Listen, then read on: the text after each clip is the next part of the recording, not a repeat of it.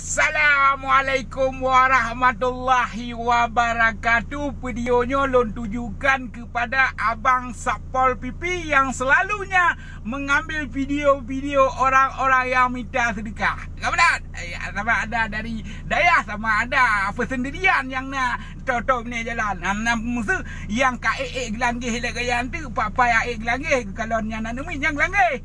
Kalau nya urinong tu yang ayo kata rupa gaya dak menjenggot misal yang gelanggih gaya kan ni kau menanai tengku buka bangai-bangai lebero ni yang jalan-jalan yang kamu dua lubang yang gro tu yang kamu labo-labo lihop yang kai pula bak-bak pisang ada jalannya yang taluh yang pengom video tak pegah bak pemerintah behai 1000 2000 yang ni alanggih kongka berata paleh hero ni ya berata paleh hero ni yang nak mah ye yang jalan-jalan lubang rumah-rumah urung gasinyan tacok video tak video tak ingat bak pemerintah supaya jingam tambah hebat. Inyo bak hai rupiah, 1000 rupiah yang gabu dah nampu pi. Hanan jo serka babu baik hanan jo gede. Ya tu lam pagi gede.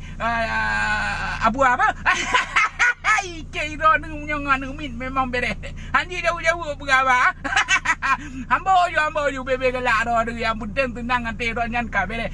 Takak ju bebe asai be cuba ngan min mendang ngong pemerintah cuba ci anta lagi papa yang pas buat pemerintah jalan-jalan yang lubang-lubang kan nyan baru bere nyan baru ku pegah harga miro ni mamanya 1000 2000 urun lagi dekat bah menande bah menanya hanji tak ganggu nya hana pemasaan di dalam gelake dermanya hana gak pasaron hai kajuk pen sedekahnya hana apa ana puyor hana kasin kalau nu sedekahnya hana kasilom bela tak protesnya protes je hana mu pucak protes je jalan-jalan kamu lubang yang kai pula bak pisang dumnya yang protes cok beliau pegah pemerintah pegah bagah-bagah je mangat saja jalan di mantap mamai.